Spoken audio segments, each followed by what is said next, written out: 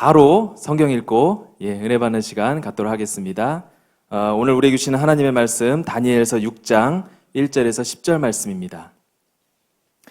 구약 성경 다니엘 6장 1절에서 10절까지 말씀, 저와 여러분이 한 절씩 교독하시고 마지막 절은 함께 읽겠습니다. 제가 먼저 읽겠습니다.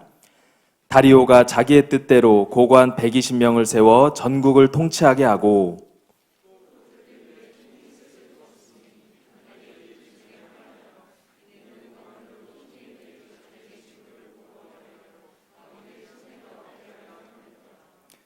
다니엘은 마음이 민첩하여 총리들과 고관들 위에 뛰어남으로 왕이 그를 세워 전국을 다스리게 하고자 한지라.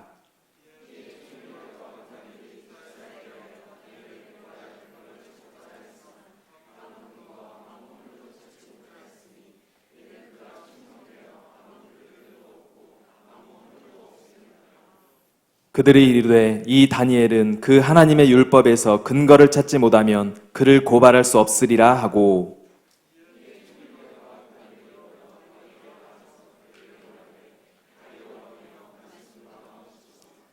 나라의 모든 총리와 지사와 총독과 법관과 관원이 의논하고 왕에게 한 법률을 세우며 한 금령을 정하실 것을 구하나이다. 왕이여, 그것은 곧 이제부터 30일 동안에 누구든지 왕 외에 어떤 신에게나 사람에게 무엇을 구하면 사자굴에 던져넣기로 한 것이니이다.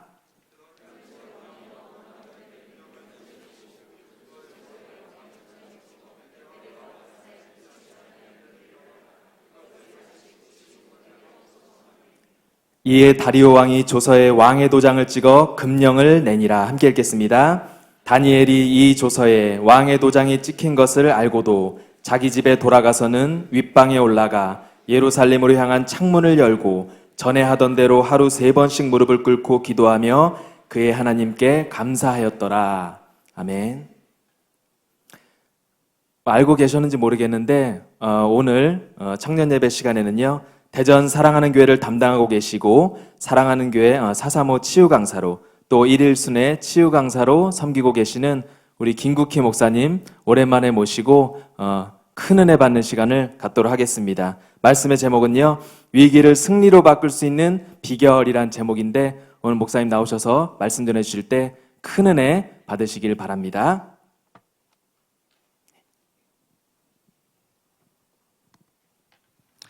네, 여러분 만나 뵙게 돼서 반갑습니다.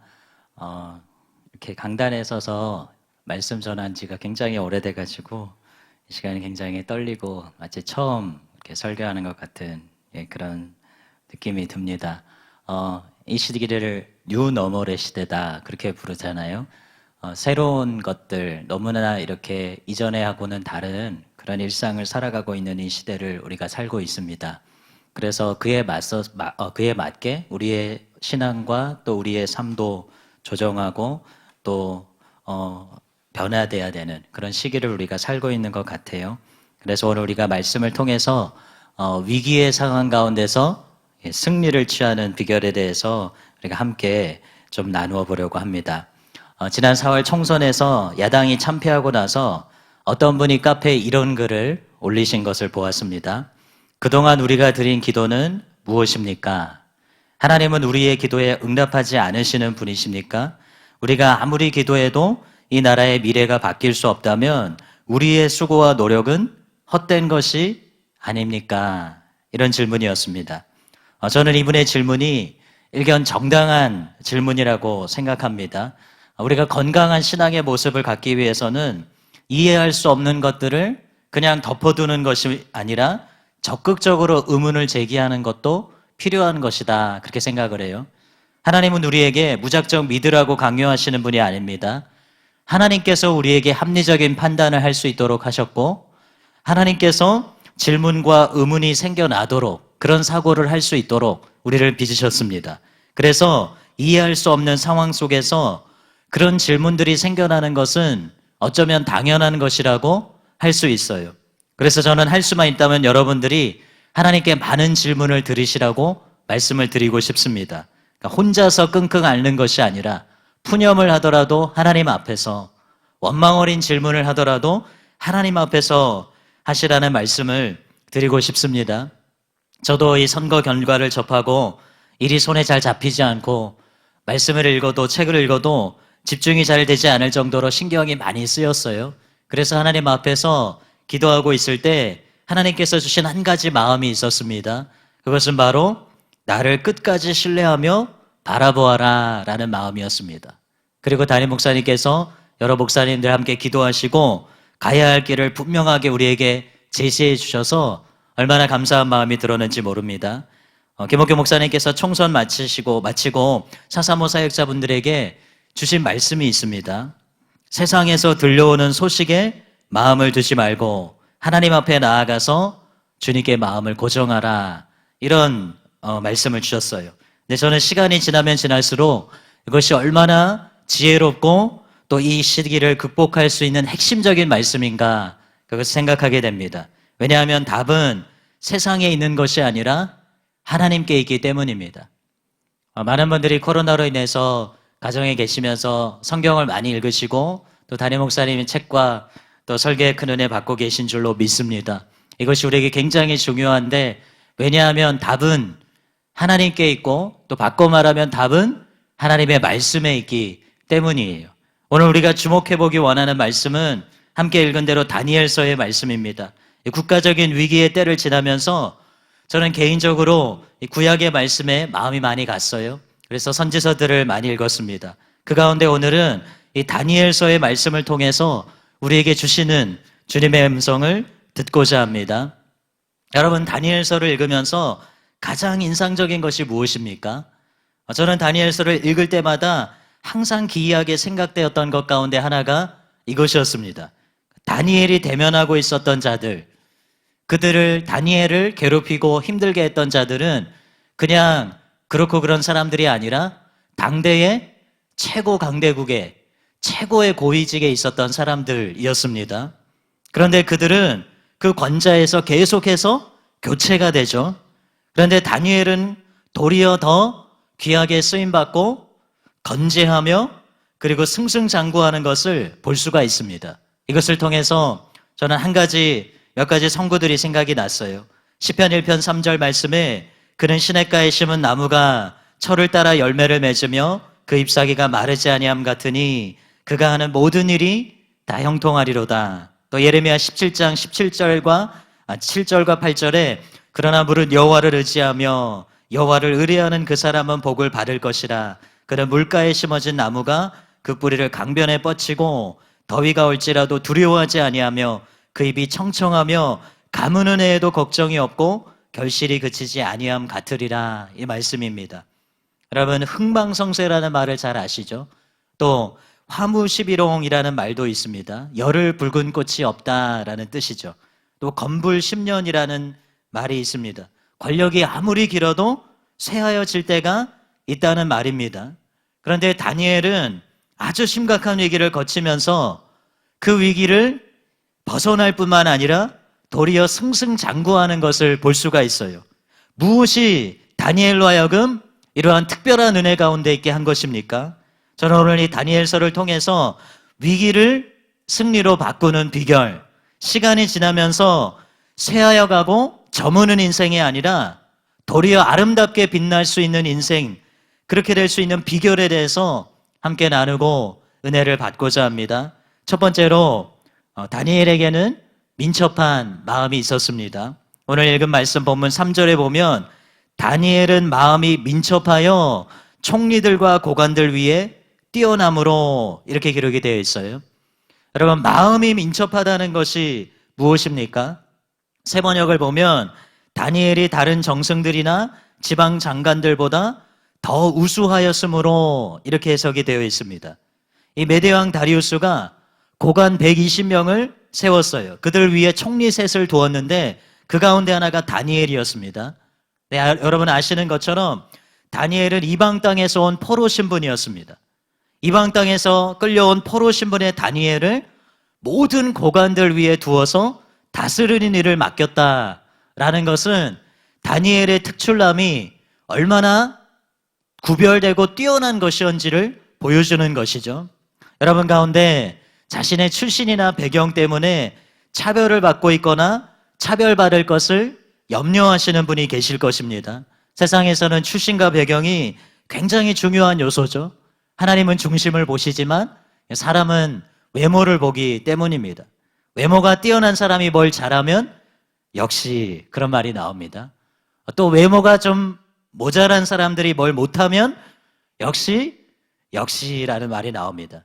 사실 이 출신이나 배경과 상관없이 행해지는 일들도 그것들이 족쇄가 되어서 끊임없이 판단받는 근거가 됩니다.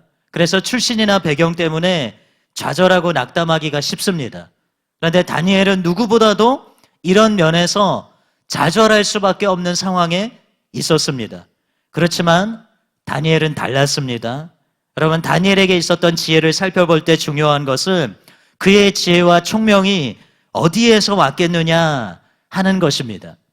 물론 하나님께서 어떤 특별한 목적을 가지고 다니엘을 굉장히 명민하게 지으셨을 수도 있습니다. 저희 아이들과 함께 가끔 영재발굴단이라는 프로그램 볼 때가 있어요. 근데 그 프로그램 볼 때마다 느끼는 게 진짜 천재가 있구나. 진짜 영재라는 게 있구나. 어린 시절부터 두각을 나타내는 아이들이 분명히 있더라고요. 그런데 다른 성경의 번역본을 통해서 보면 우리는 이 다니엘의 지혜에 대한 이유를 발견할 수가 있습니다. 공동번역에 보면 다니엘에게는 놀라운 신통력이 있어서 이렇게 기록되어 있어요.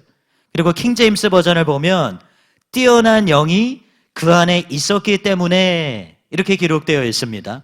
즉 이것이 단순히 다니엘의 타고난 어떤 지혜나 명민함이 아니었던 것이라는 거예요. 바로 하나님의 영이 그에게 있었기 때문에 이런 놀라운 신통력을 발휘할 수 있었다는 것입니다. 이방 땅의 왕들도 다니엘에게 있었던 것이 단순히 지혜가 아니라 하늘의 영이 임함을 통해서 나타나는 신기한 능력이라는 것을 알고 있었습니다. 인정했습니다. 느부갓네살이 이렇게 말합니다. 다니엘서 4장 9절에 박소장 벨드사사라, 내 안에는 거룩한 신들의 영이 있은즉 어떤 은밀한 것이라도 내게는 어려울 것이 없는 줄을 내가 아노니. 또 벨사살도 이렇게 말하죠. 5장 14절에 보면 내가 내게 대하여 들은즉 내 안에는 신들의 영이 있으므로 내가 명철과 총명과 비상한 지혜가 있다 하도다. 다니엘 역시도 이것을 분명하게 알았습니다. 그래서 자신에게 있는 지혜와 총명이 자신에게로부터 비롯된 것이 아니라는 것을 다니엘은 너무나 잘 알고 있었던 거예요. 다니엘서 2장 19절 이하의 말씀에 이것이 잘 나타나 있습니다. 이에 이 은밀한 것이 밤의 환상으로 다니엘에게 나타나 보임에 다니엘이 하늘에 계신 하나님을 찬송하니라. 다니엘이 말하여 이르되 영원부터 영원까지 하나님의 이름을 찬송할 것은 지혜와 능력이 그에게 있음이로다. 그는 때와 계절을 바꾸시며 왕들을 패하시고 왕들을 세우시며 지혜자에게 지혜를 주시고 총명한 자에게 지식을 주시는도다. 그는 깊고 은밀한 일을 나타내시고 어두운 데 있는 것을 아시며 또 빛이 그와 함께 있도다. 나의 조상들의 하나님이여, 주께서 이제 내게 지혜와 능력을 주시고 우리가 주께 구하는 것을 내게 알게 하셨사오니 내가 주께 감사하고 주를 찬양하나이다. 곧 주께서 왕의 그 일을 내게 보이셨나이다 하니라. 우리는 이 다니엘의 고백, 이 다니엘의 찬양 속에서 몇 가지 중요한 교훈을 얻을 수가 있습니다. 첫 번째는 무엇이냐면 우리에게 믿음이 필요하다는 것이에요. 여러분, 다니엘 안에 거했던 이 하나님의 영이 바로 저와 여러분 안에 있음을 믿으십니까? 이 영은 지혜와 총명의 영이십니다. 그리고 모략과 재능의 영이십니다. 이 영은 우리의 지혜와 우리의 능력, 우리의 배경과 우리의 학벌과 학식을 뛰어넘는 분이신 줄로 믿습니다. 모든 지혜의 보고이시고 모든 지식의 보고가 되시는 분이 바로 우리 안에 있다는 것입니다. 그렇다면 문제의 상황 가운데서 저와 여러분들이 어디에 집중해야 되겠습니까?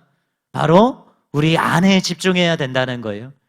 바로 우리 안에 거하시는 그분께 집중해야 한다는 것입니다. 여러분, 문제를 만나면 여러분 어떻게 반응하십니까? 여러분 어디를 향해서 달려가십니까? 많은 그리스도인들이 하나님을 알면서도 하나님의 지혜와 능력을 알면서도 문제를 만나면 사람을 찾아가고 세상의 지혜를 쫓아갈 때가 많습니다. 그런데 우리가 반드시 기억해야 될 것은 우리 안에 거하시는 분이 이 땅의 모든 일에 가장 최고의 전문가가 되신다는 것이에요. 저는 최근에 이 말씀이 굉장히 특별한 의미로 다가옵니다. 시편 46편 10절의 말씀에 이르시기를 너희는 가만히 있어 내가 하나님 됨을 알지어다. 내가 문나라 중에서 높임을 받으리라. 내가 세계 중에서 높임을 받으리라 하시도다. 여러분, 우리 안에 거하시는 성령님은 지혜자가 되시고 모사가 되셔서 우리를 어떻게 이끌어 가야 될지를 가장 잘 아십니다. 우리가 어디로 가야 될지, 우리가 어떻게 행해야 될지를 너무나 잘 아십니다. 그런데 많은 사람들이 가만히 있지 않습니다. 자기의 지혜를 사용하고 세상의 지혜를 사용합니다. 사람의 방법과 기술에 의존합니다. 그런데 우리가 이런 태도를 내려놓고 하나님 앞에 잠잠히 거하는 법을 배우면, 하나님 앞에 가만히 있는 법을 배운다면 우리의 인생은 달라지게 될 것입니다. 저 또한 이 일에 실패할 때가 많습니다. 최근에도 개인적으로 이렇게 염려하게 되는 그런 상황에 맞닥뜨리게 되었어요. 하나님의 살아계심도 알고 하나님의 지혜와 능력도 알지만 제 마음이 많이 이렇게 흔들렸습니다. 그런데 기도할 때마다 주님께서 제 안에서 되뇌이게 하신 말씀이 있습니다. 그것이 무엇이냐면 주께서 다스리신다. 주가 통치하신다. 이 말을 계속해서 중심으로 고백하고 되뇌이도록 하셨어요. 주님이 그 상황 속에서 모든 상황을 다스리고 통치하신다는 것을 고백하게 하셨습니다. 주님은 무엇보다도 제가 저의 중심으로 하나님의 하나님 되심을 인정하기를 원하신다는 것을 알게 되었습니다. 주님께서 이렇게 말씀하시는 것 같았어요. 네가 하나님의 지혜와 능력의 무한함을 진정으로 신뢰하느냐? 악한 자들이 심판받지 않고 도리어 승승장구하게 되는 상황 속에서도 너는 나를 여전히 신뢰할 수 있느냐? 모든 것이 네가 기대하고 바라는 것과는 반대로 흘러가는 그때에도 너는 나를 신뢰할 수 있느냐? 너는 내가 모든 상황을 단 한순간에 바꾸어 놓을 수 있는 능력의 하나님 것을 진실로 믿느냐? 주님께서 저에게 계속 이렇게 말씀하시고 도전하시는 것 같았습니다. 여러분, 눈에 보이는 것에 붙잡히는 것이 아니라 우리 안에 거하시는 성령님께 붙잡히는 저와 여러분 되시기를 예수님의 이름으로 축복합니다. 두 번째로 이 다니엘의 찬양 속에서 발견할 수 있는 교훈은 겸손히 은혜를 구하는 것이 얼마나 중요한 것인가 하는 것입니다. 여러분, 카톨릭 성경에 보면 다니엘서가 12장에서 끝나지가 않아요. 다니엘서 14장까지 있습니다. 개신교에서 정경으로 받아들여지지 않는 이런 성경을 외경이라고 하죠. 이 카톨릭 성경 다니엘서 13장에 보면 다니엘이 억울함에 빠진 수산나라는 여인을 두 권력자로부터 지켜내는 이야기가 담겨 있습니다. 내용이 재미있기 때문에 한번 여러분들이 인터넷이나 이런 걸 통해서 공동 번역을 찾아서 한번 읽어보시면 알 수가 있어요.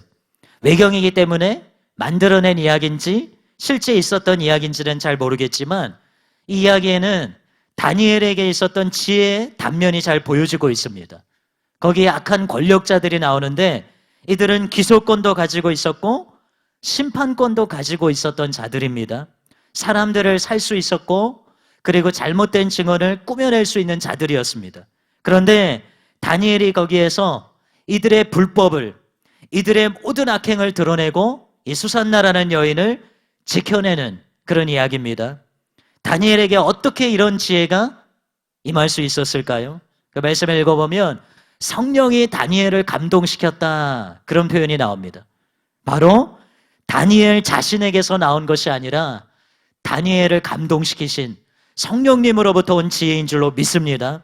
다니엘은 그것이 자신에게서 날 수 없다는 것을 분명히 알고 아까 우리가 읽었던 그 말씀대로 간절히 하나님께 은혜를 구했습니다. 그래서 하늘로부터 지혜가 다니엘에게 임한 것이죠.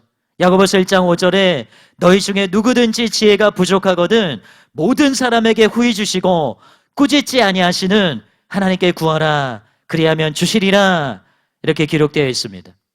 여러분, 우리가 지혜의 부족을 한탄만 하는 것이 아니라 차별하지 않으시고 구하는 자에게 후하게 주시는 그 주님께 구하시는 여러분 되시기를 바랍니다. 그런데 하나님께 지혜를 구한다는 것은 단순히 한번 구해보는 것이 아니에요. 또 어느 정도는 내가 할 수 있지만 하나님께서 조금 도와주셔서 조금 보충해 주셔서 더 잘할 수 있게 되는 것이 아닙니다. 다니엘은 자기에게 다른 이에게 없는 특별한 지혜가 있는 것을 알았어요. 그렇지만 느부갓네살의 꿈을 해석할 때 다니엘이 자기 지혜를 이용하려고 하지 않았습니다. 다니엘서 2장 18절에 보면 하나님께서 이 은밀한 일에 대해서 불쌍히 여기사 알려주시기를 구했어요. 하나님의 호의와 은총이 아니면 이 은밀한 일에 대해서 조금도 알 수 없다는 것을 그가 너무나 잘 알고 있었던 것입니다. 저도 주님께 이런 기도를 드릴 때가 많습니다. 하나님, 불쌍히 여겨 주십시오. 하나님, 저를 불쌍히 여겨 주시고 긍휼을 베풀어 주십시오라고 기도할 때가 너무나 많습니다. 여러분, 하늘의 지혜를 받는 비결, 민첩한 마음을 갖는 비결은 우리가 가진 것에 주님께서 조금 더해 주시는 것을 바라는 것이 아니에요. 하늘의 지혜가 아니면 우리가 아무것도 할 수 없다는 것을 분명히 우리의 중심으로 알고 마치 내일을 보장할 수 없는 거지가 먹을 것을 구걸하는 것처럼 그렇게 타들어가는 마음으로 간절하게 구하는 것, 이것이 하늘의 지혜를 받을 수 있는 비결인 줄로 믿습니다. 여러분, 세상에 지혜로운 자가 많습니다. 지식 있는 사람도 참 많습니다. 그러나 다니엘처럼 영혼을 살리는 지혜는 오직 하늘로부터 부어져야 되는 줄로 믿습니다. 그러한 지혜를 사모하고 절박한 심령으로 구해서 그 지혜로 충만케 되는 민첩한 마음이 부어지는 저와 여러분 되시기를 예수님의 이름으로 축복합니다. 두 번째로 한번 함께 따라해 볼까요? 다니엘은 종의 마음으로 하나님을 섬겼습니다.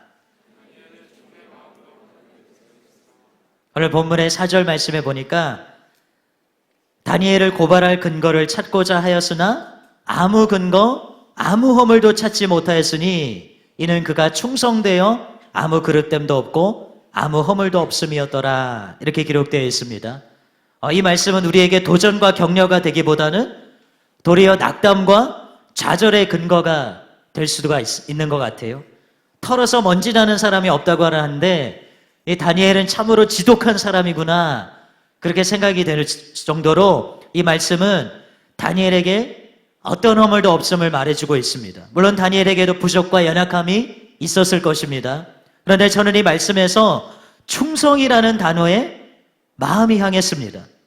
무엇이 부족한 인간 가운데 하나인 다니엘로 하여금 아무 그릇됨도 없고 또 아무 허물도 없게 만들었을까? 그것은 바로 그의 마음에 있었던 충성 때문이었다는 것이에요. 바꿔 말하면 다니엘에게 있었던 이 종의 마음, 순전한 종의 마음 때문이었다는 것입니다. 여러분, 지혜라고 하는 것은 단순히 기술이나 혹은 수완을 말하는 것이 아닙니다. 성경적인 지혜를 조금 바꿔 말하면 하늘의 관점을 갖는 것이다. 하늘의 시각을 갖는 것이다. 이렇게 말할 수가 있습니다. 여러분, 우리가 길을 갈 때 땅에서만 보면 어디로 가야 될지, 어떻게 가야 될지를 잘 모를 수가 있습니다. 그래서 미리 지도를 통해서 길을 살피게 되면 잘못 가는 일이 줄어들게 되죠. 또 시간을 단축할 수 있게 됩니다. 담임 목사님과 산행을 하다 보면 이제 산속에 깊이 들어가면 데이터가 연결이 안 될 때가 참 많아요. 그래서 반드시 산행을 시작하기 전에 위치를 인식하는 앱을 작동을 시킵니다. 그리고 지도 앱으로 축소 그리고 확대해 가면서 여러 장의 사진을 미리 캡처해 놓습니다. 그러면 길을 잃어버려도 데이터가 혹 연결이 안 된다 할지라도 출발 지점을 제대로 찾을 수가 있습니다. 한 번은 시간이 늦었는데 돌아와야 되는데 출발 지점으로 가고 있다고 생각하고 계속해서 가는데 이상하게 길이 안 나오는 거예요. 원래 우리가 출발했던 그 지점에 나오지 않고 도리어 생소한 그런 광경이 계속해서 펼쳐지는 것입니다. 산속에 있다 보면 이처럼 방향을 놓치기가 굉장히 쉽습니다. 그런데 지도를 통해서 지형을 비교해 가면서 반대 방향으로 가고 있구나. 그것을 깨닫고 다시 바른 방향으로 찾아올 수가 있었어요. 지도가 없었다면 곤란한 상황에 처했을 것입니다. 그런데 여러분, 지도는 무엇입니까? 지도를 좀 바꿔 말하면 위에서 지형을 본 것을 그림으로 표현해 준 것이다. 그렇게 말할 수 있겠죠. 저는 이것을 영적으로도 그대로 적용할 수 있다고 생각합니다. 모든 것을 아시는 하나님께서 하늘의 관점에서 보고 계실 때 어떤 길이 바른 길이고 어떤 길이 정확한 길이고 빠른 길인지를 알 수 있게 해주신다는 거예요. 그래서 우리가 우리의 판단과 생각을 내려놓고 하늘의 관점, 하늘의 시각을 받아야 바른 길, 생명의 길로 갈 수 있는 것입니다. 다시 말씀드리지만 이 성경이 말하는 지혜는 단순히 지식이나 수완을 말하는 것이 아니에요. 이것은 중심을 말하는 것입니다. 여러분, 하늘의 관점이라고 하는 것은 단순히 어떤 유용한 계시를 받는 것이 아닙니다. 그것은 하나님의 마음을 받는 것이요, 하나님의 뜻을 받는 것입니다. 여러분, 다니엘 이야기가 어떤 이야기부터 시작합니까? 다니엘이 왕이 지정한 음식을 먹지 않는 것에서부터 시작합니다. 그리고 성경은 이것을 뜻을 정하여 라는 말로 표현합니다. 시편 말씀에 내 마음이 확정되었고 내 마음이 확정되었사오니, 그런 표현이 말씀이 있죠. 바로 이것이 다니엘의 마음이었어요. 여러분, 다니엘의 관심은 이방 땅에서 어떻게 살아남을까, 어떻게 하면 좋은 자리를 차지할까, 그것에 있지 않았습니다. 다니엘의 관심은 비록 이방 땅에 있었지만 어떻게 하면 하나님의 뜻을 이룰 것인가, 이것에 있었습니다. 저는 이 다니엘의 마음에, 이 확정된 마음에 하나님께서 기름을 부으셨다고 믿습니다. 복음서에서 종의 마음을 나타내는 많은 이야기들이 있죠. 종의 이야기들이 굉장히 많이 기록되어 있는데 종이 어떠한 태도를 가져야 하는지를 매우 잘 보여주는 말씀이 누가복음 17장 5절에서 10절에 기록되어 있습니다. 7절부터 좀 읽어보면, 너희 중 누구에게 밭을 갈거나 양을 치거나 하는 종이 있어 밭에서 돌아오면 그더러 곧 와 앉아서 먹으라 말할 자가 있느냐? 도리어 그더러 내 먹을 것을 준비하고 띠를 띠고 내가 먹고 마시는 동안에 수종 들고 너는 그 후에 먹고 마시라 하지 않겠느냐? 명한 대로 하였다고 종에게 감사하겠느냐? 이와 같이 너희도 명령 바른 것을 다 행한 후에 이르기를 우리는 무익한 종이라 우리가 하여야 할 일을 한 것뿐이라 할지니라. 여러분, 우리에게서 허물과 그릇됨을 발견하게 되는 중요한 이유가 무엇입니까? 그것은 바로 자기 자신을 벗어나기 때문이다, 이렇게 말할 수가 있어요. 자기가 있어야 할 자리를 아는 사람, 그래서 자신이 해야 할 일이 무엇인지를 분명히 아는 사람은 이러한 허물과 실수가 없게 됩니다. 그리고 이 이야기의 종과 같이 자신의 한계를 뛰어넘는 수고와 열심을 갖게 된다는 것이, 모든 것을 자기 중심으로 생각하는 사람, 바꿔 말해서 자기 인생의 주인이 자기 자신인 사람은 한계가 명백합니다. 자기에게 유익한 일, 자기에게 필요한 일에만 함몰되기가 쉽습니다. 그렇지만 자신이 누군가에게 속했다는 사실을 아는 사람, 자신을 부른 분이 계시고 그를 위해서 일하는 사람은 그 한계를 뛰어넘게 된다는 것이, 그래서 충성과 탁월함은 무관한 것이 아니라 밀접한 연관을 갖고 있는 것입니다. 여러분, 느부갓네살은 당대 최고의 권력자였습니다. 그런데 다니엘서 말씀은 그가 분명히 깨달아야 될 한 가지 중요한 진리가 있다고 말하고 있어요. 이것은 다니엘이 느부갓네살에게 향해 전한 말이지만 저와 여러분들에게, 이 땅에 사는 모든 이들을 향한 메시지이기도 합니다. 다니엘서 4장 25절에서 26절에 왕이 사람에게서 쫓겨나서 들짐승과 함께 살며 소처럼 풀을 먹으며 하늘 이슬에 젖을 것이요 이와 같이 7대를 지낼 것이라. 그때 지극히 높으신 이가 사람의 나라를 다스리시며 자기의 뜻대로 그것을 누구에게든지 주시는 줄을 아시리이다. 또 그들이 그 나무 뿌리에 그루터기를 남겨두라 하였은즉 하나님이 다스리시는 줄을 왕이 깨달은 후에야 왕의 나라가 견고하리이다. 여러분, 이 말씀은 어떤 나라만이 견고하게 설 수 있는지를 보여줍니다. 그가 어떤 권세를 지니고 있든지 하나님이 통치하시고 하나님이 다스리신다는 것을 깨달은 자만이, 그가 다스리는 나라만이 견고하게 설 수 있음을 보여주는 거예요. 여기에서 나라라고 표현되어 있지만 이것은 나라뿐만이 아니라 개인과 가정과 교회에도 그대로 적용되는 줄로 믿습니다. 이것을 깨달은 자의 인생만이, 이것을 깨달은 자의 비전만이, 이것을 깨달은 자의 부르심만이 진정으로 견고하게 설 수 있다는 것이에요. 여러분, 하나님의 다스림을 인정하지 않는 사람, 하나님의 다스림 안에 거하지 않는 사람의 인생과 그 비전과 소유와 권세는 언제든지 무너지고 흔적도 없이 사라지고 만다는 것입니다. 성경에서 우리는 최고의 칭찬 가운데 하나인 내 마음에 합한 자다라는 호칭을 갖고 있는 사람을 알고 있습니다. 바로 다윗이죠. 다윗은 단순히 하나님이 기뻐하신 어떤 행동을 한 사람이 아닙니다. 다윗은 그 마음에서, 하나님의 같은 마음에서 그러한 선한 행동들이, 하나님 보시기에 기뻐하시는 행동들이 나온 것입니다. 그런데 그 마음은 바꿔 말하면 종의 마음이다 라고 할 수 있습니다. 다윗은 목동으로 아무도 거들떠보지 않는 때부터 왕자에 이르기까지 종의 마음을 가지고 있었어요. 그는 왕자에 이르렀지만 왕자를 탐하지 않았습니다. 다윗은 자기 왕국을 세우는 것에 관심이 없었습니다. 그 증거가 무엇이에요? 사울을 죽일 수 있는 두 번의 기회, 왕자를 찬탈할 수 있는 두 번의 기회를 그는 취하지 않았다는 것입니다. 인위적으로 취하지 않았다는 거예요. 다윗의 관심은 하나님의 왕되심을 드러내는 것에 있었습니다.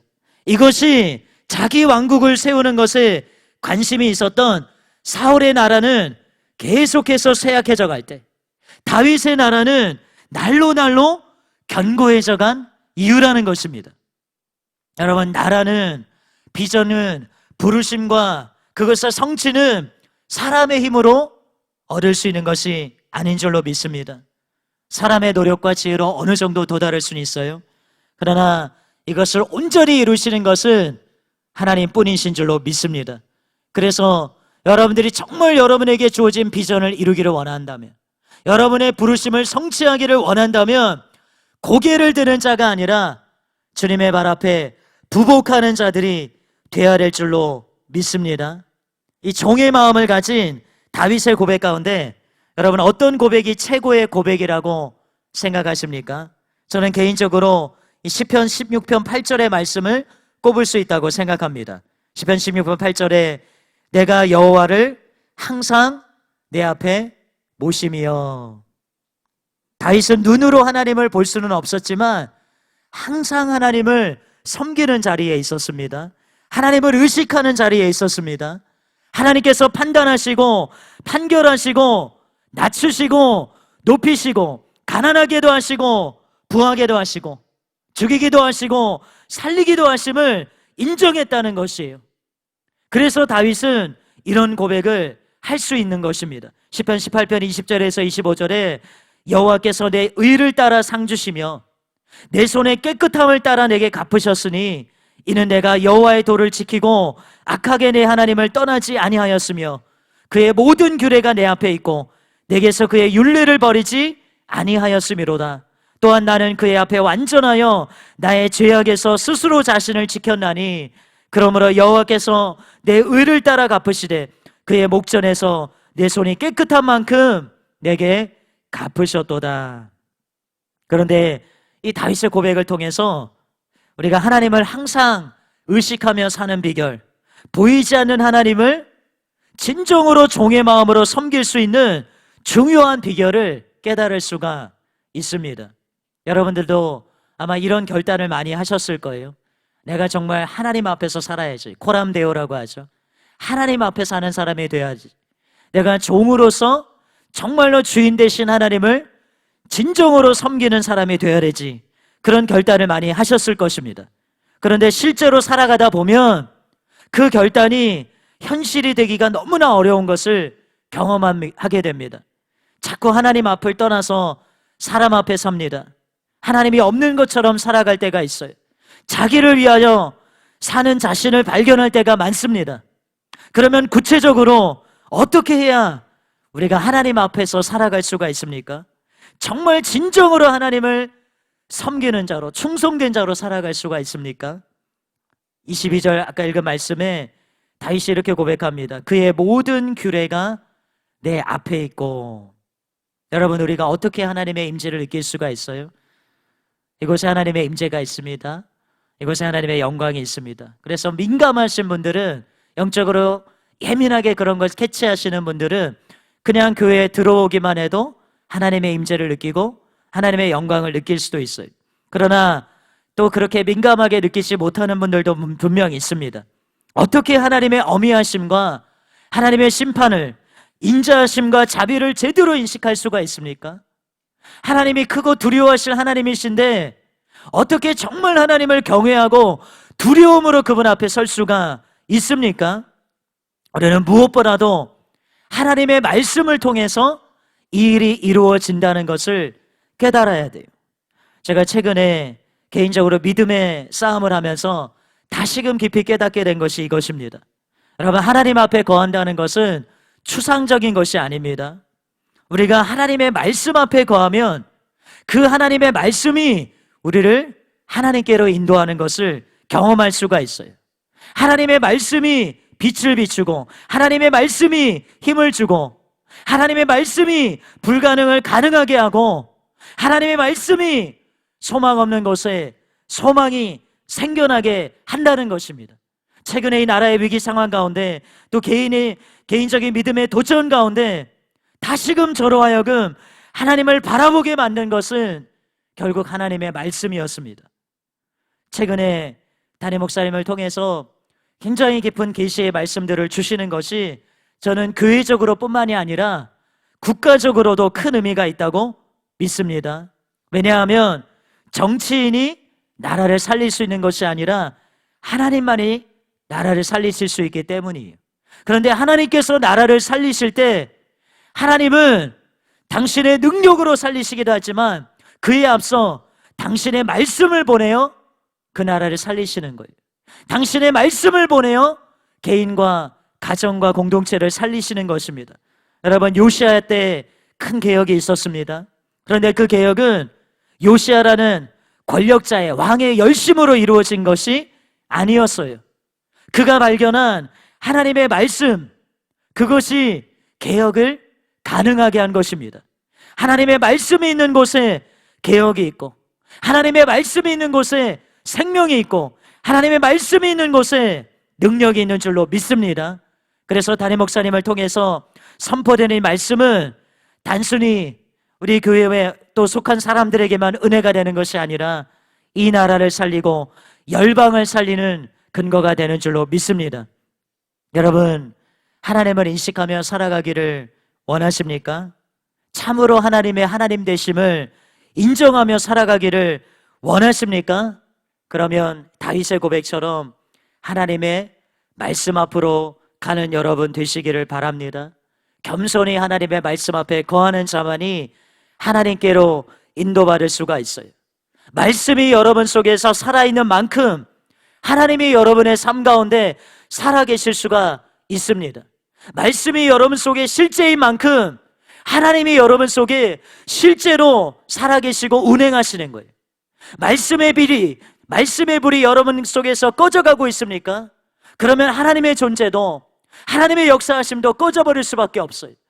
말씀이 여러분 속에서 살아 운행하고 강력한 빛으로 비추고 있을 때 하나님의 능력도, 하나님의 지혜도 강력하게 여러분 속에서 운행하게 될 줄로 믿습니다. 여러분의 마음은 무엇에 확정되어 있습니까? 개인적인 성공과 성취와 번영에 확정되어 있지 않습니까? 물론 우리는 열심히 살아야 됩니다. 공동체의 책임 있는 한 구성원으로 최선을 다해서 성실하게 사는 것이 필요합니다. 그런데 그것보다 중요한 것은 여러분의 목적입니다. 여러분의 마음의 중심의 뜻입니다. 왜 성공하기를 원하는지, 왜 번영하기를 원하는지, 왜 어떤 자리에 이르기를 원하는지, 이것에 대해서 여러분의 마음이 확고하지 않으면 그것은 여러분의 지혜와 여러분의 능력의 수준으로 살아가겠다는 선언이라고 저는 생각합니다. 그러나 여러분이 하나님의 뜻을 이루기를 원한다면, 이것에 여러분의 마음이 확정되고 확정되는 때부터 이제는 여러분이 여러분 자신의 지혜와 능력으로 사는 것이 아니라 그것을 뛰어넘는, 그것과는 비교할 수 없는 하나님의 지혜와 능력으로 살아가게 되는 줄로 믿습니다.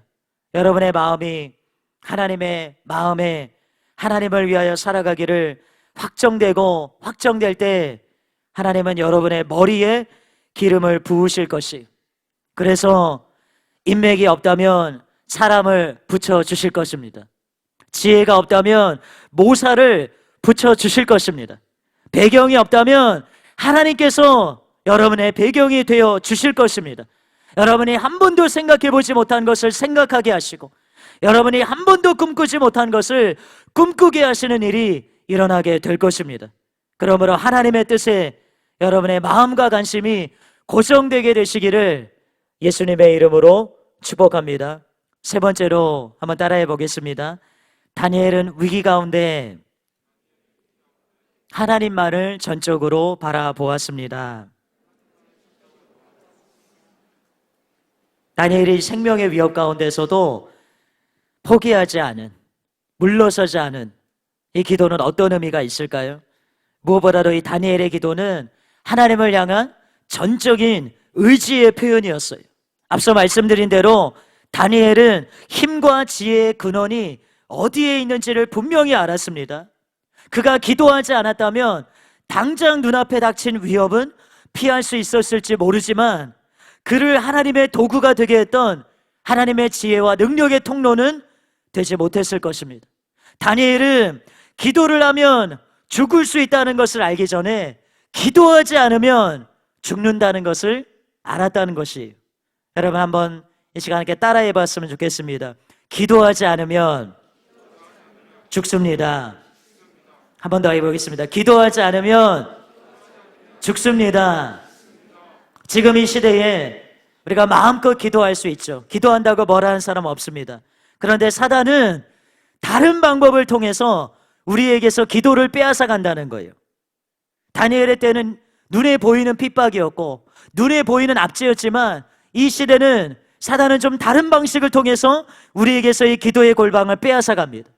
바쁘게 살아가는 것을 통해서, 혹은 만나야 될 사람들을 통해서, 해결하고 처리해야 될 많은 일들을 통해서, 그 자체로는 나쁜 일들이 아니지만 그러나 우리의 마음을 빼앗아가는 여러 가지 일들을 통해서, 또 합리적인 판단과 그리고 효율적인 일들에 대한 우상을 통해서 우리들을 그 기도의 시간을 다른 것과 타협하게 만든다는 것입니다.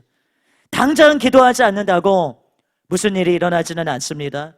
그렇지만 이것은 냄비 안에 든 개구리가 자신이 익어가고 있으면서도 물이 서서히 데워지고 있는 것을 인식하지 못하는, 그러면서 서서히 죽어가는 것과 같아요. 그래서 이 시대에 우리는 순교의 각오로 기도의 골방을 지켜내야 되는 줄로 믿습니다. 어떤 한 교수님이 이에 대해서 이렇게 잘 설명하고 있는 것을 읽은 적이 있습니다. 오늘날 기독 청년들이 경험할 수 있는 일상적인 순교에는 무엇이 있을까? 매일 하루에 3번 기도하는 것도 기독 청년들에게는 일상의 순교라고 할 수 있다.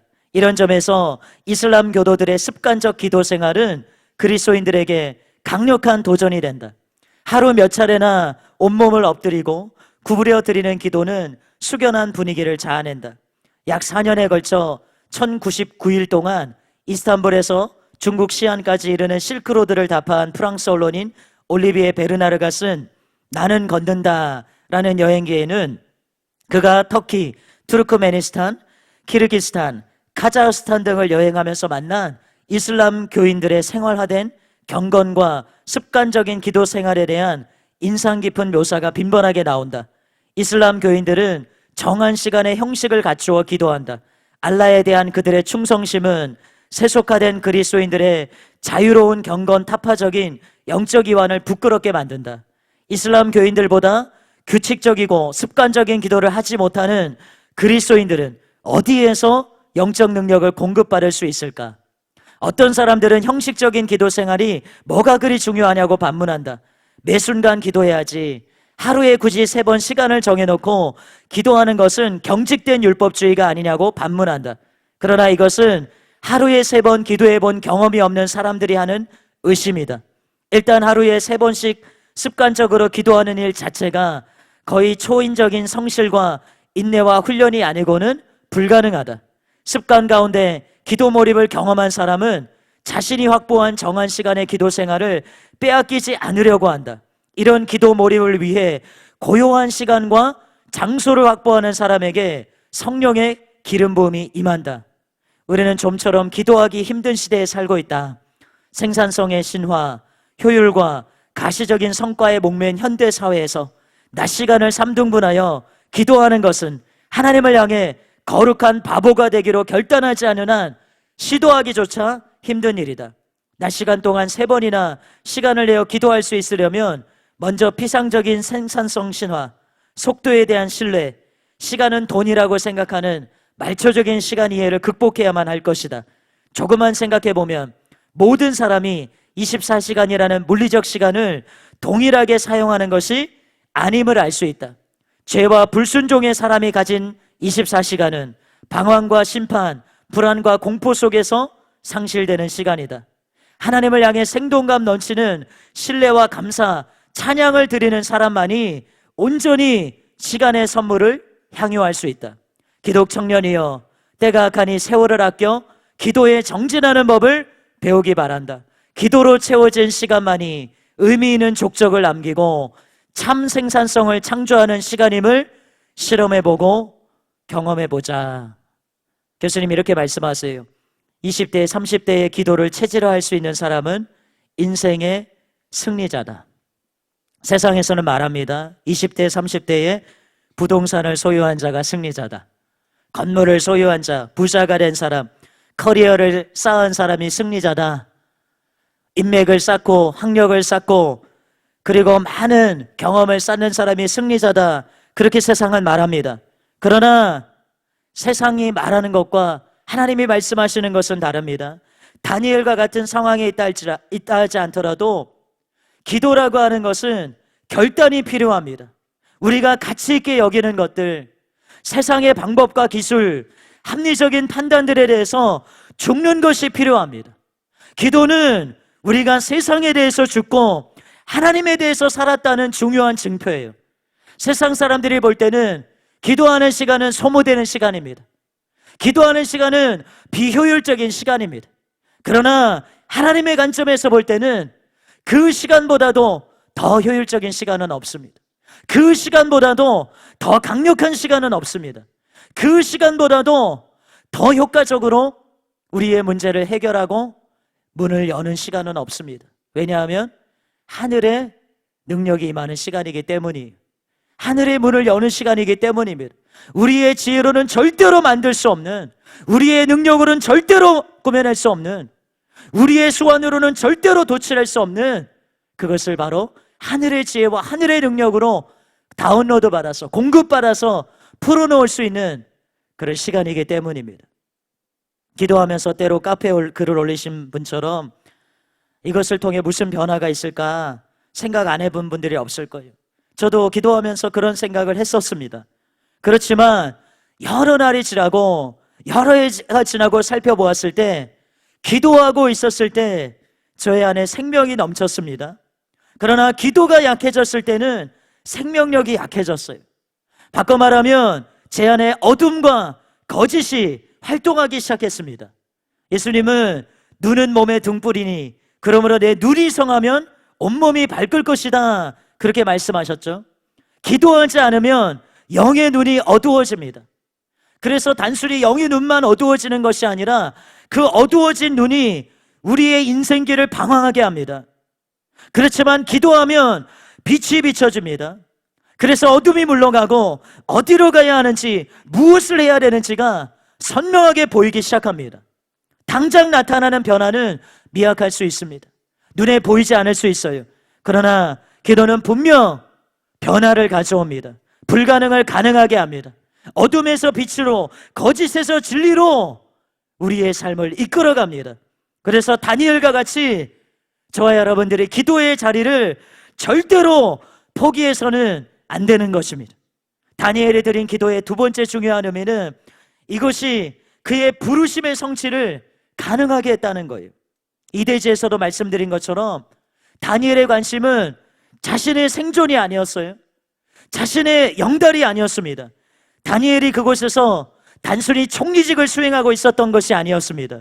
다니엘은 하나님을 알지 못하는 땅에서, 하나님의 음성을 듣지 못하는 땅에서 하나님의 음성을 전달하는 메신저의 역할을 하고 있었던 거예요. 여러분, 다니엘서가 어디에 있습니까? 성경 안에서 율법서나 또 다른 시편이나 하는 시가서에 있는 것이 아니라 선지서에 있습니다. 이것은 단순히 다니엘서에 많은 계시가 있기 때문이 아니에요. 선지자의 주된 역할이 무엇입니까? 선지자의 주된 역할은 미래를 예언하거나 어떤 비밀들을 드러내는 것에 있지 않았습니다. 선지자의 주된 역할은 백성들에게, 하나님의 백성들에게 하나님의 음성, 하나님의 마음, 하나님의 뜻, 하나님의 말씀을 전하는 것에 있었습니다. 그래서 다니엘서가 선지서에 있다는 것은 다니엘이 바로 그러한 역할을 감당했다는 것을 말해주는 것입니다.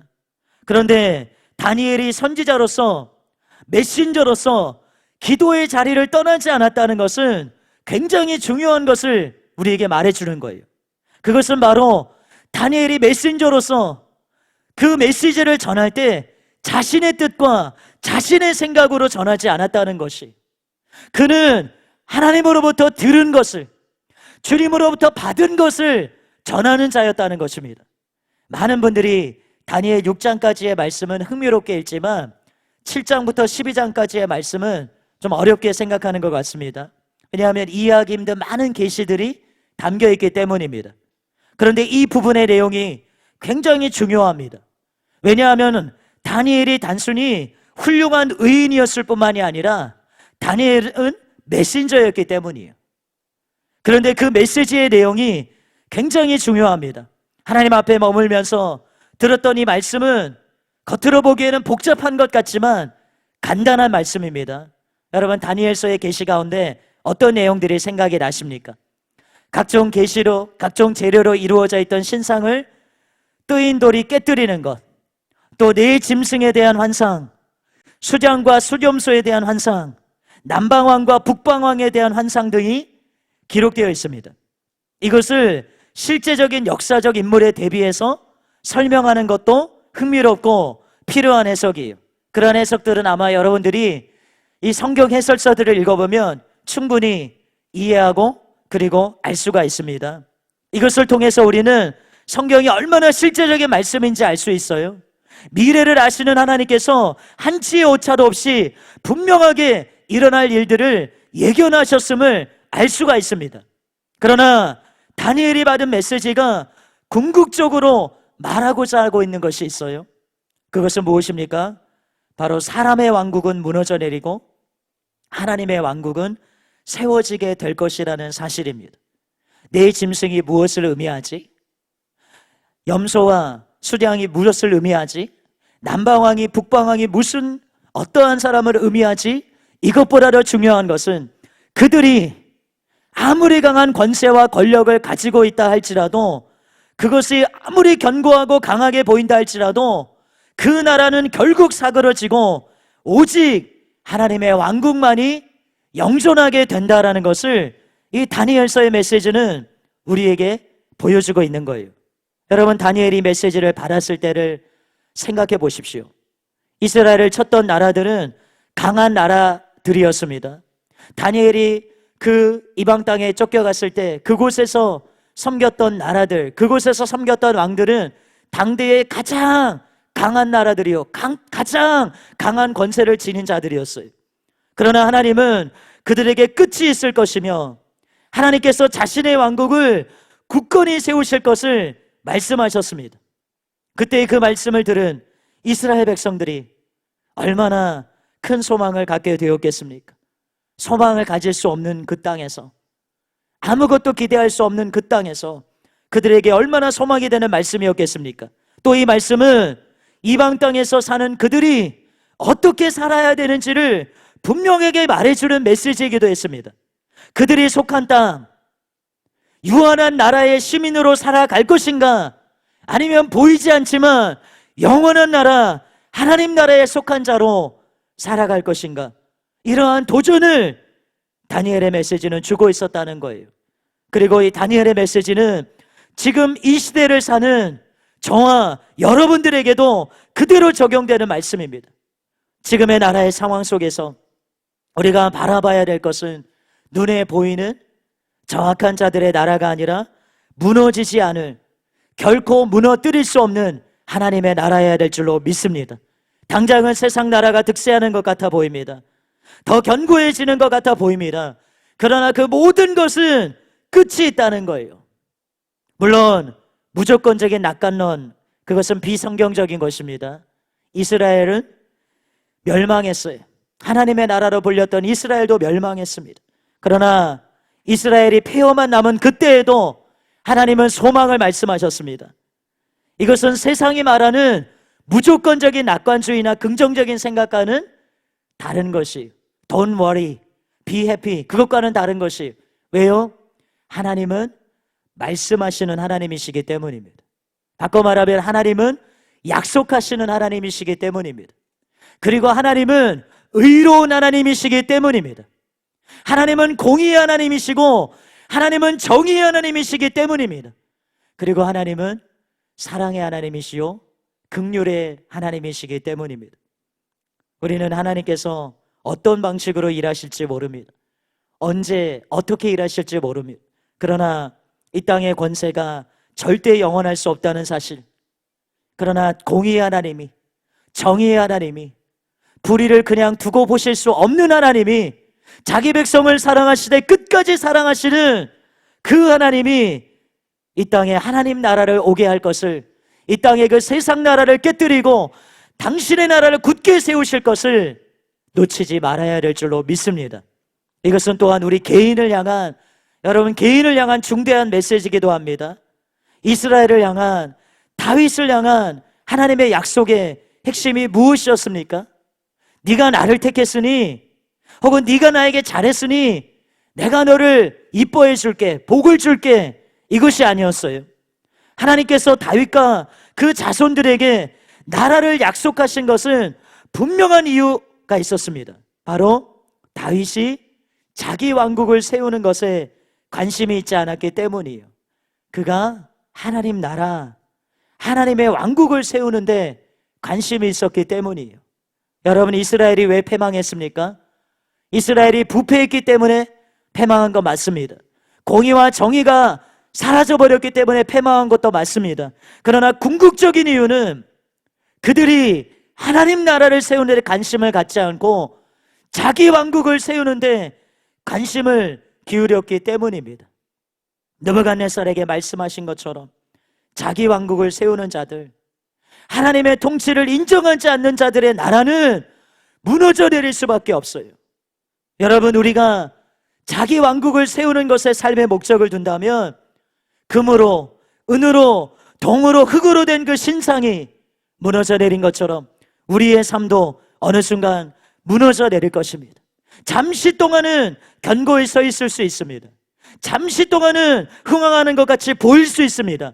그러나 그것은 반드시 때가 되면 무너져 내릴 수밖에 없어요.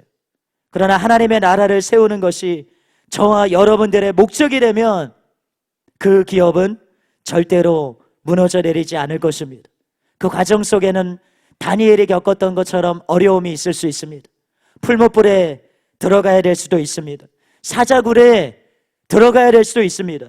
그러나 결국은 다니엘처럼 대적이 만질 수 없는 자, 무너뜨리고자 하면 할수록 도리어 더 인정받고 높아지고 견고해지는 자가 될 것입니다. 저와 여러분들이 느부갓네살처럼 들에서 소처럼 풀을 먹고 이슬에 젖는 징계를 받고 나서야 깨닫는 자가 되지 않기를 원합니다. 기회가 주어졌을 때, 말씀 앞에 겸손히 무릎 꿇음을 통해서 깨달을 수 있을 때 하나님의 말씀에 부복하는 자들이 되어야 될 줄로 믿습니다. 그래서 느부갓네살이 징계를 받고 나서야 깨닫고 고백한 것을 우리는 바로 지금 여기서 그리고 항상 고백할 수 있어야 할 줄로 믿습니다. 느부갓네살이 이렇게 고백하죠. 다니엘서 4장 34절 35절에 이에 내가 지극히 높으신 이에게 감사하며 영생하시는 이를 찬양하고 경배하였나니 그 권세는 영원한 권세요 그 나라는 대대에 이르리로다. 땅의 모든 사람들을 없는 것 같이 여기시며 하늘의 군대에게든지 땅의 사람에게든지 그는 자기 뜻대로 행하시나니 그의 손을 금하든지 혹시 이르기를 내가 무엇을 하느냐고 할 자가 아무도 없도다. 이것이 저와 여러분들의 고백이 되어야 될 줄로 믿습니다. 말씀을 맺습니다. 여러분, 왜 하나님께서 다니엘 이야기를 저와 여러분들에게 들려지게 하셨을까요? 저는 그 이유가 분명하다고 믿습니다. 우리는 하나님의 개입하심이 언제 이루어질지 모릅니다. 여러분, 다니엘 이야기 읽을 때 혹시 그런 생각 안 해보셨습니까? 풀무불 들어가시기 전에 지켜주시지, 사자굴 들어가기 전에 지켜주시지, 왜 그때까지, 왜 그런 수모와 왜 그런 위협과 왜 그런 고초를 당하기까지 하나님은 그냥 두고 보셨을까? 하나님께서 극적인 이야기를 좋아하시기 때문입니까? 우리는 그 이유를 다 알지 못합니다. 그러나 분명한 것은 요기베라의 명언처럼 끝날 때까지 끝난 것이 아니라는 것입니다. 그것이 하나님이 대적들을 쓸어버릴 최고의 방법이라는 것을, 최고의 시간이라는 것을 우리는 모르지만 하나님은 아셨다는 거예요. 저는 이 역전의 은혜가 이 나라에게도 이루어지게 되기를 원합니다. 이 교회와 여러분 개인과 가정에도 일어나게 되기를 원합니다. 대적들은 욕심에 눈이 멀어서 수단과 방법을 가리지 않고 이 나라를 무너뜨리려고 하고 있습니다. 이 교회의 부르심을, 여러분의 부르심을, 이 땅에 하나님께서 이루고자 하는 부르심을 죽이려고 하고 있습니다. 그러나 하나님은 뜨인 돌을 통해서 그들이 세운 신상을 무너뜨리실 것입니다. 사탄의 왕국을 무너뜨리실 것입니다. 그리고 그곳에 하나님의 견고한 나라를 세우실 것입니다. 그러려면 하나님의 영으로 채워진 자들이 필요합니다. 하나님의 뜻의 그 마음이 확정되고 확정된 자들이 필요합니다. 자기 왕국이 아니라 하나님 나라를 세우고자 헌신하는 자들이 필요합니다. 어떠한 상황 속에서든지 하나님을 전적으로 의지하는 자들이 필요합니다. 당장 나를 죽이고자 하는 자들의 힘이 강해 보여도, 환경과 상황의 파고가 높아 보여도 그 너머에 있는 하나님의 손길을 볼 수 있는 자들이 필요합니다. 우리가 이러한 자들로 일어날 때 우리는 세상의 권세자들도 이렇게 말하는 것을 듣게 될 것입니다. 다니엘서 6장 26절에서 27절에 내가 이제 조서를 내리노라. 내 나라 관할 아래 있는 사람들은 다 다니엘의 하나님 앞에서 떨며 두려워할지니 그는 살아계시는 하나님이시요 영원히 변하지 않으시리시며 그의 나라는 멸망하지 아니할 것이요 그의 권세는 무궁할 것이며 그는 구원도 하시며 건져내기도 하시며 하늘에서든지 땅에서든지 이적과 기사를 행하시는 이로서 다니엘을 구원하여 사자의 입에서 벗어나게 하셨음이라 하였더라.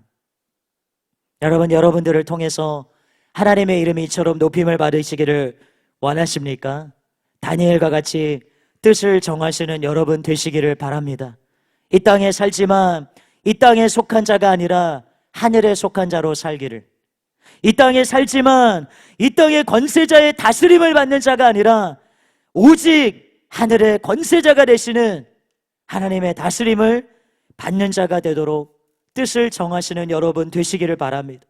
눈앞의 이익에 마음을 두지 않고, 눈앞의 위협에 굴복하지 않고, 또 자신의 지식과 지혜와 수완과 능력을 의지하지 않고 하나님을 전적으로 의지하는 자가 되기로 뜻을 정하시기를 바랍니다. 그러면 하나님께서 저와 여러분들의 인생을 책임지게 될 것입니다.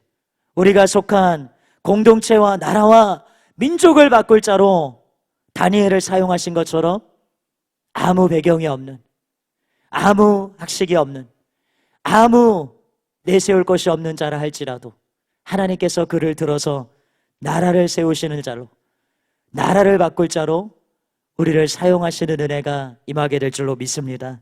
이 시간 우리가 들으신 말씀을 기억하면서 함께 새롭게 결단하며 기도하기를 원합니다. 나라의 위기 앞에서 또 여러분 개인의 많은 어려움과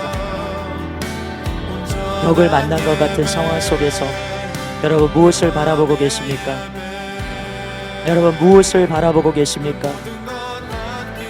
여러분 무엇을 향해서 여러분의 마음과 여러분의 생각을 고정하고 계십니까? 세상에서 들려오는 소리에 귀를 닫고, 세상에서 들려오는 그 음성에 귀를 닫고, 참으로 우리가 너희는 가만히 있어 내가 하나님됨을 알지어다, 너희는 가만히 있어 내가 하나님됨을 알지어다 말씀하신 그 주님의 음성을 들을 수 있는 자들이 되기를 원합니다. 그 주님의 음성을 들을 수 있는 자들이 되기를 원합니다. 선하신 하나님 아버지, 눈에 보이는 것을 주님 어려운 상황입니다. 도저히 이길 수 없는 상황입니다. 주님 눈에 보이는 것을 도리어 악한 자들이 승승장구하고, 도리어 불의한 자들이 주님 자리를 차지하고, 도리어 그들이 높아지고, 도리어 그들이 힘을 얻고, 주님 우리를 치는 자들이 도리어 주님 그 얼굴을 드는 것을 봅니다. 주의 백성들이 고통을 당하고 주의 백성들이 고난을 당하는 것을 봅니다. 하나님의 때에 우리가 할 수 있는 것이 무엇입니까? 하나님의 때에 우리가 해야 될 것이 무엇입니까? 하나님의 때에 우리가 바라봐야 될 것이 무엇입니까? 선하신 하나님, 능력의 하나님, 전능하신 하나님, 하나님 우리가 우리 안에 계시는 주님 우리 속에 거하시는 성령님께 우리의 마음을 고정할 수 있도록 하나님 우리의 생각과 우리의 뜻과 우리의 마음이 우리 안에 거하셔서 우리를 인도하시는, 우리를 이끄시는, 모든 것을 알아 가장 최고의 길로 인도하실 수 있는 성령님께로 주님 우리의 마음을 고정하기를 원합니다. 세상을 향해 달려가지 아니하게 하소서. 세상의 지혜에 주님 세상 사람들의 도움에 귀를 기울이지 아니하게 하소서. 우리 안에 계하셔서 가장 최고의 길로 인도하시는 주님께, 가장 최고의 길로 인도하시는 주님께 하나님 우리가 간구하며 나아가기를 원합니다. 하나님 우리에게 있지만 주님에게 조금 도움을 구하는 것이 아닙니다. 내가 할 수 있지만 주님이 조금 도와주셨으면 좋은 것이 아닙니다. 주님 우리를 불쌍히 여겨주셔야 합니다. 우리로서는 할 수 없기에, 우리로서는 아무것도 할 수 없기 때문에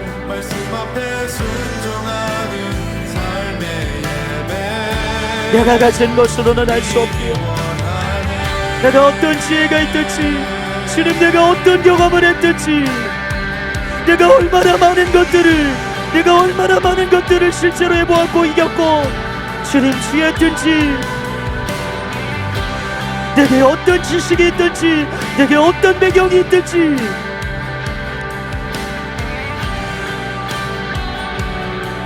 주님 아무것도 가지지 않은 자처럼, 주님 아무것도 가지 않은 자인 것을, 주님 아무것도 가지지 못한 자인 것을 주님의 긍휼히 여겨주시지 않으면, 주님이 나를 불쌍히 여겨주시지 않으면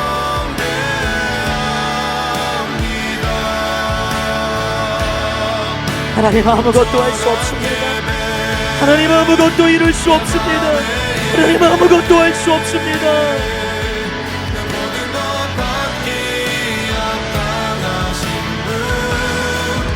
선하신 하나님, 선하신 하나님, 하나님 무엇을 향해 달려가고 있습니까? 하나님 무엇을 위해서 일하고 있습니까? 하나님 무엇을 위해서 힘쓰고 있습니까? 하나님 나의 왕국을 세우기 위해서가 아닙니까? 내 나라를 세우기 위해서가 아닙니까? 나의 비전을 이루고 나의 뜻을 이루기 위해 달려가고 있지 않습니까?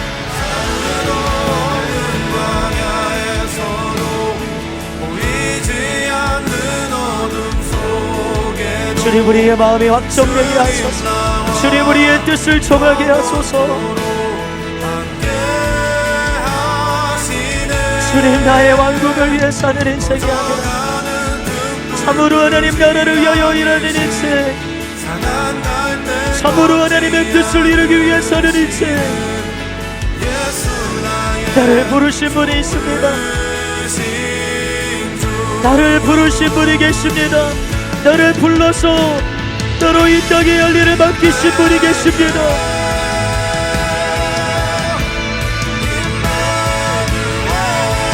단학 없이 목적 없이 이유 없이 부르신 것이 아니라 이 땅에 당신의 뜻을 이루라고, 이 땅에 당신의 목적을 이루라고 하나님 우리를 부르셨습니다. 하나님 우리를 부르시고 하나님 우리를 보내셨습니다.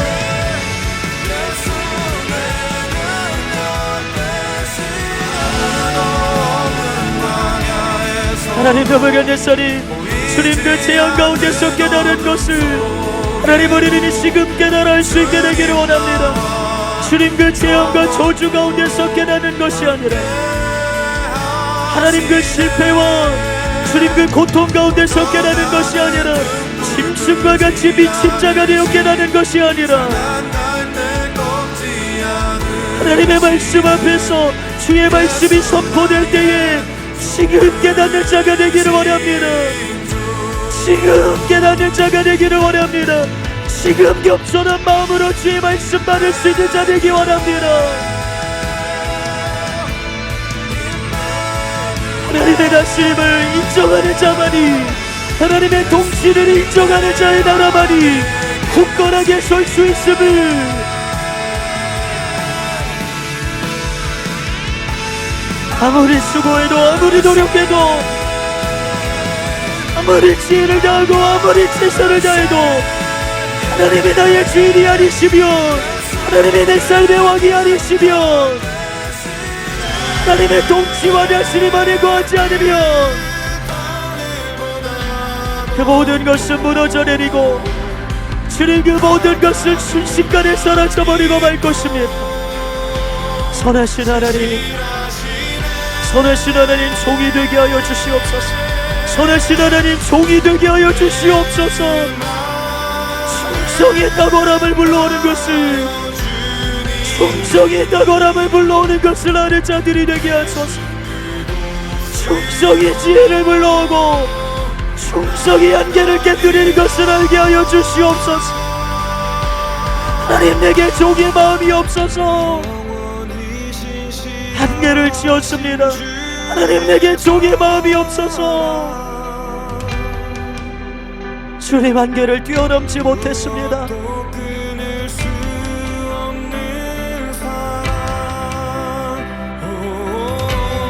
선하신 하나님, 선하신 하나님 우리의 매일의 삶이 순교의 삶이 되게 하소서.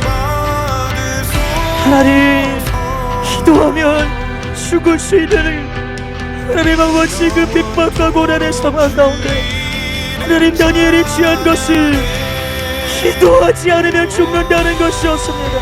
기도하지 않으면 죽는다는 것이었습니다. 하나님을 찾지 않으면 죽는다는 것이었습니다. 서서히 죽어가고 있으면서도 모르고 있지 않습니까? 하나님 서서히 죽어가고 있으면서도, 서서히 죽어가고 있으면서도 깨닫지 못하고 있지 않습니까?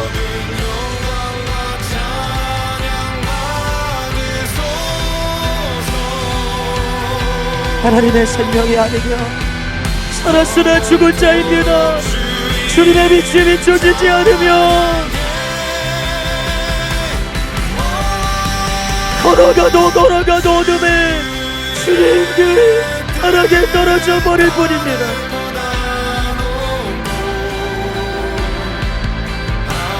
선하신 하나님 빛 가운데 거할 수 있도록 하나님의 그 생명으로 충만하여 줄 수 있도록 선하신 하나님 은혜를 베풀어 주시옵소서. 선하신 하나님 우리를 통해서 선하신 하나님 주의 이름이 높임을 받으시도록 주의 이름이 높임을 받으시도록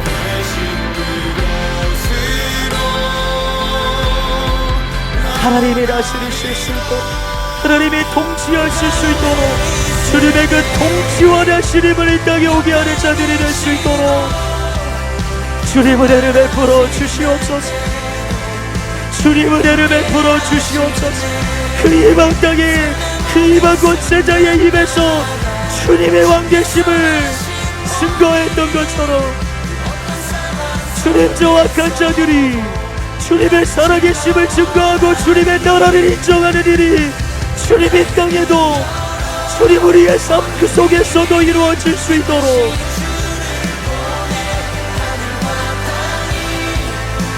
주님 뜻을 정하게 하소서. 주님 우리의 마음이 완성되고 완성되게 하여 주시옵소서. 주님 우리의 마음이 완성되고 확정되게 하여 주시옵소서. 이 시간에 뜻을 정하는 자가 되도록 이 시간에 뜻을 정하는 자들이 될 수 있도록 하나님 은혜를 베풀어 주시옵소서. 주님 은혜를 베풀어 주시옵소서.